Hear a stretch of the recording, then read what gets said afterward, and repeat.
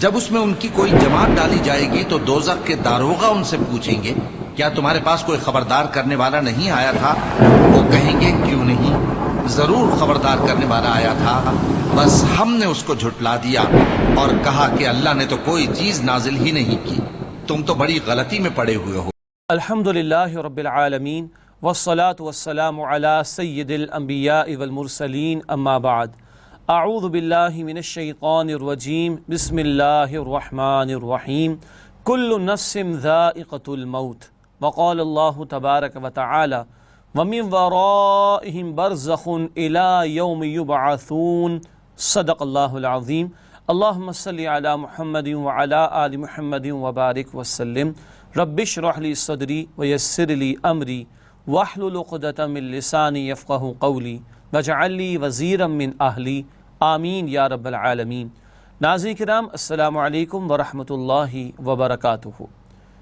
Explore your self سراغ زندگی series میں اب ہماری گفتگو رہے گی مرنے کے بعد کی زندگی کے حوالے سے۔ اب تک کی نشستوں میں ہمارے سامنے زندگی کے مختلف گوشوں کے حوالے سے گفتگو آئی جن کا معاملہ دنیا کی زندگی سے ہے، جن کا تعلق دنیا کی زندگی سے ہے۔ اس دنیا کا خاتمہ ایک فرد کے لیے اس کی موت پر ہوتا ہے۔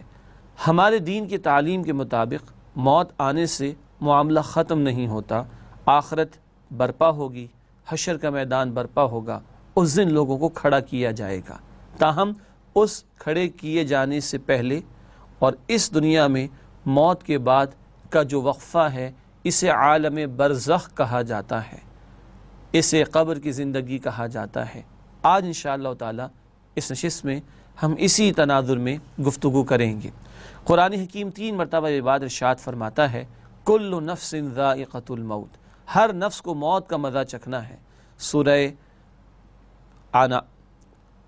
آل عمران آیت نمبر 185 میں، سورہ انبیاء آیت نمبر 35 میں، سورہ عنکبوت آیت نمبر 57 میں ایک ہی بات 3 مرتبہ آئی کل نفس ذائقۃ الموت، ہر نفس کو موت کا مزہ چکھنا ہے۔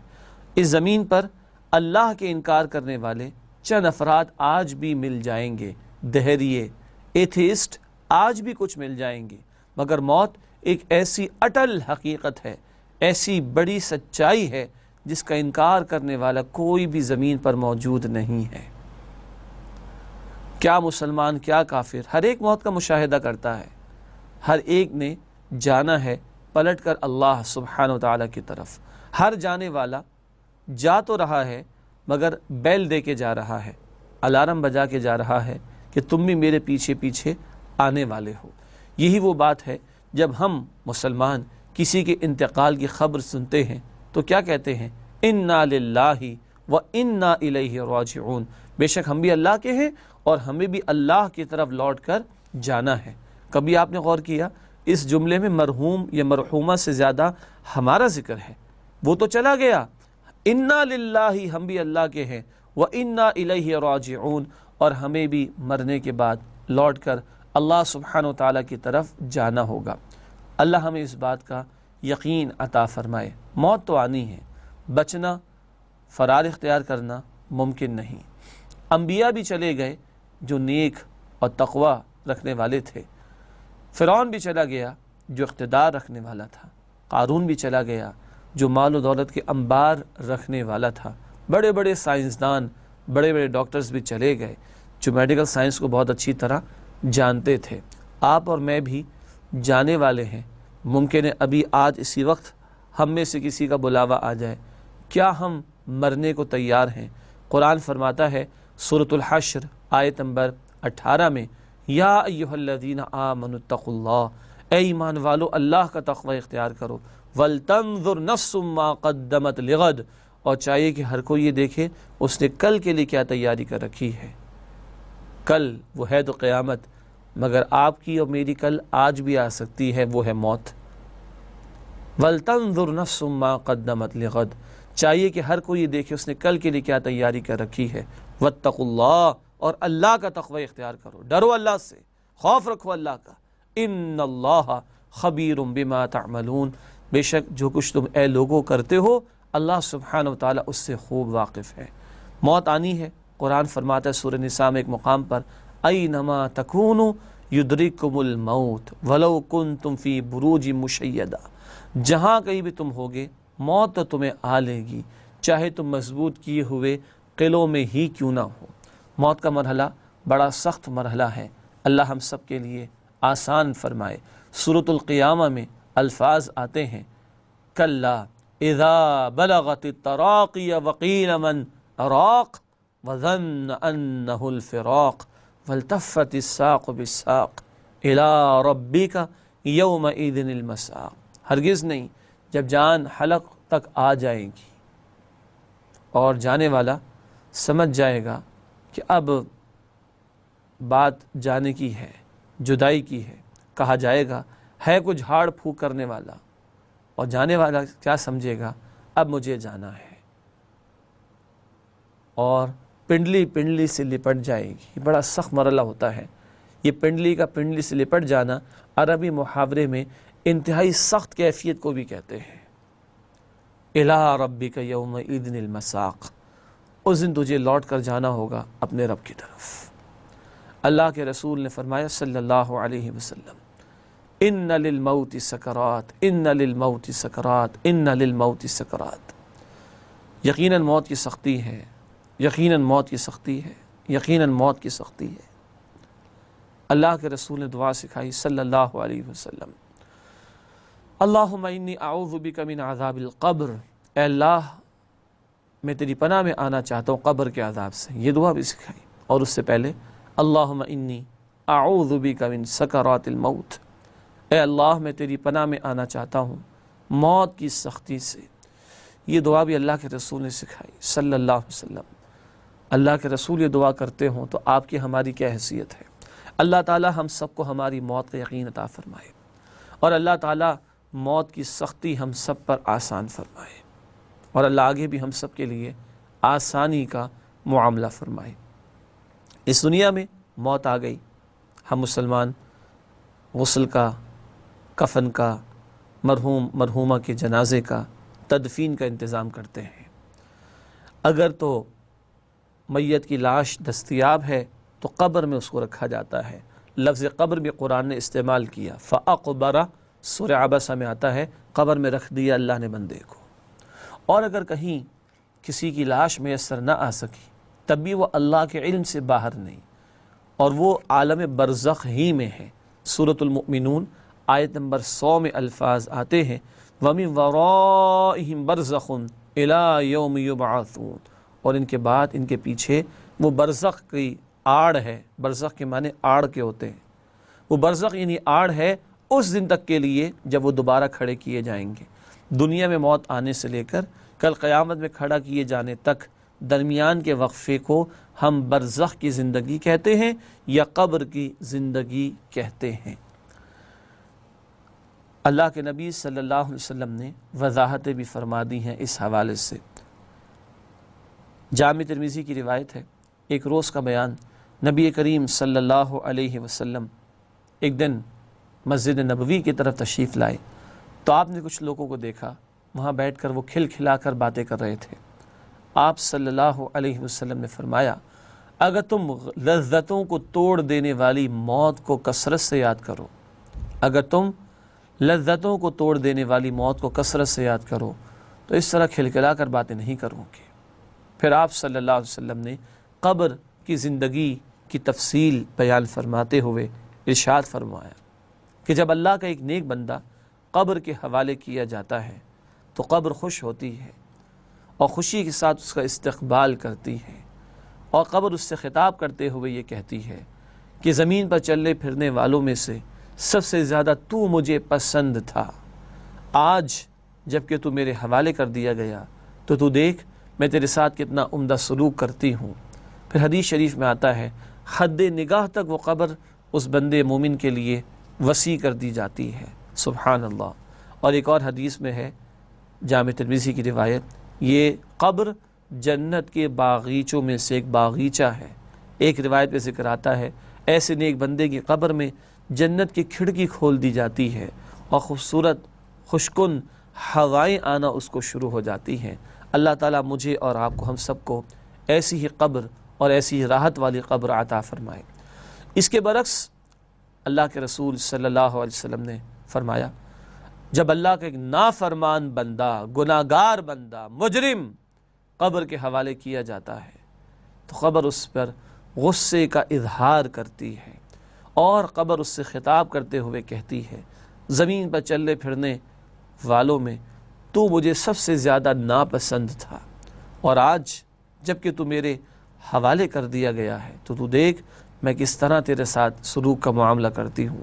پھر اللہ کے رسول نے فرمایا صلی اللہ علیہ وسلم وہ قبر اس بندے کو بھینچنا شروع کر دیتی ہے، دبانا شروع کر دیتی ہے، اور اس طرح کہ اس شخص کی ایک طرف کی پسلیاں دوسری طرف کی پسلیوں میں گھس جاتی، داخل ہو جاتی، اور بار بار قبر اس کو دبوچتی ہے، بھینچتی ہے، دباتی، اور بار بار اس کے ساتھ یہی معاملہ کیا جاتا ہے۔ اللہ کے رسول صلی اللہ علیہ وسلم نے ایک اور روایت میں فرمایا کہ یہ قبر جہنم کے گڑھوں میں سے گھڑا ہے ایسے نافرمانوں کے لیے۔ اللہ تعالی ہمیں اس عذاب قبر سے محفوظ رکھے۔ اللہ کے رسول خود دعا کرتے تھے صلی اللہ علیہ وسلم، ہر فرض نماز کے بعد کی دعاؤں میں جو دعائیں شامل ہیں ان میں یہ دعا بھی شامل ہے اللہ کے رسول صلی اللہ علیہ وسلم کی۔ آپ فرماتے اللہم انی اعوذ بک من عذاب القبر، اے اللہ میں تیری پناہ میں آنا چاہتا ہوں قبر کے عذاب سے۔ اللہ کے رسول صلی اللہ علیہ وسلم نے یہ بھی فرمایا کہ لوگوں اگر یہ اندیشہ نہ ہوتا کہ تم مردوں کو دفن کرنا چھوڑ دو گے، اگر یہ اندیشہ نہ ہوتا کہ تم مردوں کو دفن کرنا چھوڑ دو گے تو میں اللہ سے درخواست کرتا کہ وہ تمہیں قبر کا عذاب دکھا دے، مگر تم برداشت نہ کر سکتے اس کو، اور تم قبر میں مردوں کو دفن کرنا چھوڑ دیتے، اس لیے اللہ تمہیں دکھاتا نہیں۔ حدیث میں یہ بھی آیا نافرمانوں کے لیے کہ ایسے لوہے کے ہتھوڑوں سے قبر میں مجرموں کو مارا جاتا ہے کہ انسان اور جنات کے سوا ساری مخلوقات اس کے چیخنے کی آوازوں کو سنتے ہیں۔ اللہم انا نعوذ بک من عذاب القبر، اے اللہ ہم تیری پناہ میں آنا چاہتے ہیں قبر کے عذاب سے۔ ایک اور پہلو جو ہمارے ذہنوں میں رہنا چاہیے، جو آپ کا میرا ایک بڑا اہم معاملہ ہے، وہ قبر کے سوالات کا بیان۔ جامع ترمذی کی روایت ہے، نبی اکرم صلی اللہ علیہ وسلم نے فرمایا کہ جب دفنانے کے بعد دفنانے والے جا رہے ہوتے ہیں تو مردہ ان کے جانے کی آوازیں سنتا ہے، اور جب دفنانے والے چلے جاتے ہیں تو اب دو فرشتے آتے ہیں جن کو ہم منکر اور نکیر کہتے ہیں۔ یہ منکر نکیر سوالات کرتے ہیں، 3 سوالات ہیں، بظاہر بڑے سادہ اور آسان ہیں، مگر ہم سوچیں کیا یہ سوالات آج ہمیں یاد بھی ہیں، اور کیا ہم ان سوالات کے جوابات کے لیے تیار بھی ہیں کہ نہیں۔ اللہ کے رسول صلی اللہ علیہ وسلم نے فرمایا وہ دونوں فرشتے آتے ہیں، سوالات شروع ہوتے ہیں۔ پہلا سوال یہ ہوگا من ربک، بتاؤ تمہارا رب کون ہے۔ دوسرا سوال ما دینک، بتاؤ تمہارا دین کیا ہے۔ تیسرا سوال من نبیک، اور روایات میں یوں بھی ہے کہ رسول اللہ صلی اللہ علیہ وسلم کے متعلق سوال ہوگا اس شخصیت کے متعلق تمہارا کیا کہنا ہے، تمہارا رب کون ہے، تمہارا دین کیا ہے، تمہارے نبی کون ہے صلی اللہ تعالی علیہ وسلم۔ آسان سوال ہے نا، جوابات کون دے سکے گا؟ آج جو مسلم واقعتاً ہے، آج جو فرمانبردار واقعتاً ہے، آج جو واقعتاً اللہ کو رب مانتا ہے۔ اللہ کو رب ماننے کا مطلب خالی الحمدللہ رب العالمین پڑھ لینا نہیں، صرف رکوع سجود میں سبحان ربی العظیم سبحان ربی الاعلی پڑھ لینا کافی نہیں۔ اللہ کو رب ماننے کا مطلب اس کو مالک ماننا بھی ہے، اس کو حاکم ماننا بھی ہے، اس کا حکم ماننا، اس کی اطاعت کرنا، اس کے احکامات پر عمل کرنا، یہ سب رب کے ماننے کے تقاضے ہیں۔ کیا آج اللہ پر ہمارا ایسا توکل ہے جیسا کہ ہونا چاہیے؟ کیا آج ہم اللہ کو کل نفع نقصان کا اختیار رکھنے والا مانتے ہیں، رازق مانتے ہیں، یا غیروں سے امیدیں رکھتے ہیں اور مخلوق سے امیدیں رکھتے ہیں جو ہماری طرح محتاج ہے؟ کیا اپنے شب و روز کے معمولات میں آج ہمیں اللہ کے احکامات یاد ہیں؟ اللہ یاد بھی رہتا ہے کہ نہیں؟ جسے یاد رہے گا، جسے آج اللہ کو رب واقعتاً مانا ہوگا، وہی جواب دے سکے گا نا اللہ ربی، اللہ میرا رب ہے۔ دوسرا سوال تمہارا دین کیا ہے؟ جی اسلام ہمارا دین ہے۔ کیا واقعتاً اسلام ہمارا دین؟ کیا آج یہ ایک کوڈ آف لائف کے طور پر ہم نے اختیار کر رکھا ہے، ایک نظام حیات کے طور پر جو ساری زندگی کے لیے رہنمائی دیتا ہے اور ساری زندگی میں اسلام پر عمل کا مطالبہ کرتا ہے؟ سورۃ البقرہ آیت نمبر 208 میں فرمایا یا ایھا الذین آمنوا ادخلوا فی السلم کافہ، اے وہ لوگوں جو ایمان لائے ہو اسلام میں پورے کے پورے داخل ہو جاؤ۔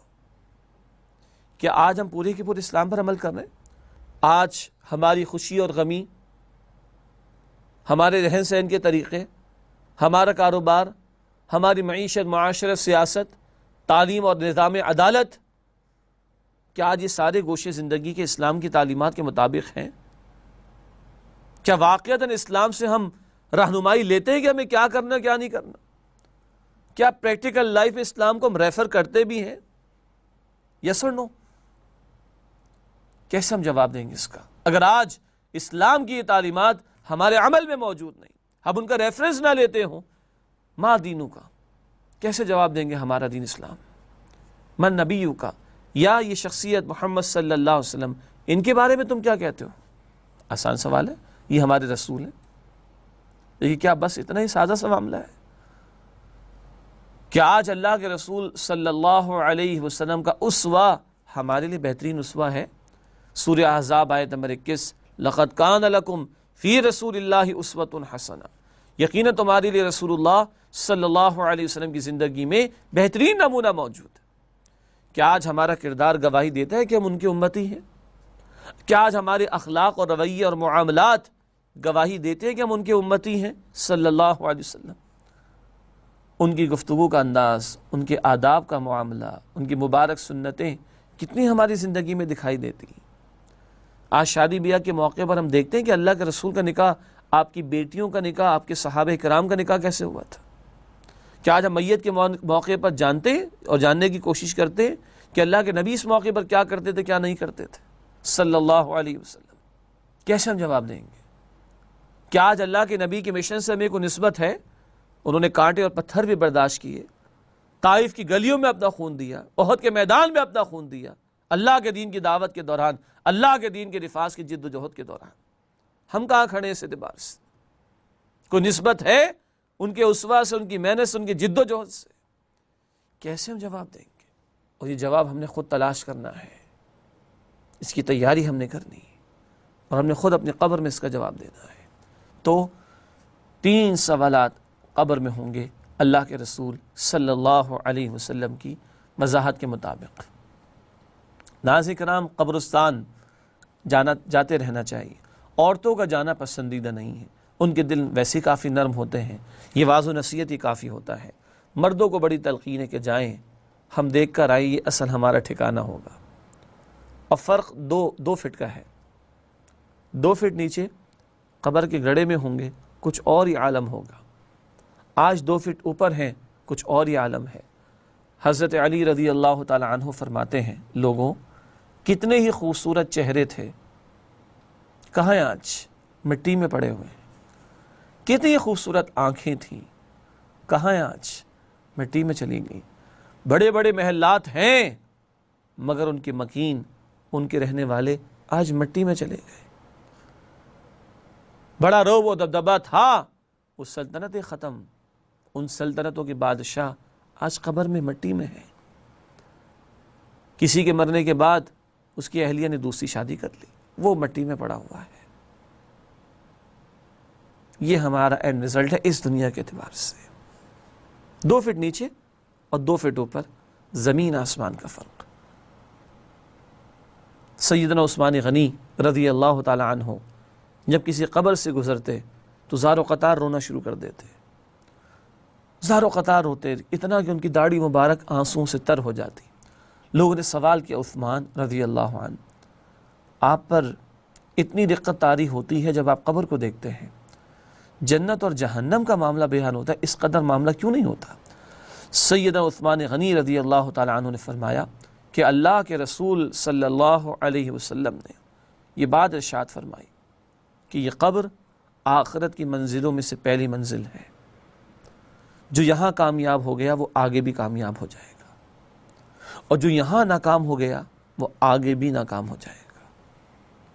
اللہ تعالی ہم سب کو ہماری موت کا یقین دے اور ہماری قبر کا یقین دے، اور اس کے یہ حالات جو اللہ کے رسول نے بیان فرمائے صلی اللہ علیہ وسلم، جو الصادق ہیں، الامین ہیں، جو زبان پر وہی کچھ لاتے جو اللہ کی طرف سے وحی ہوتا۔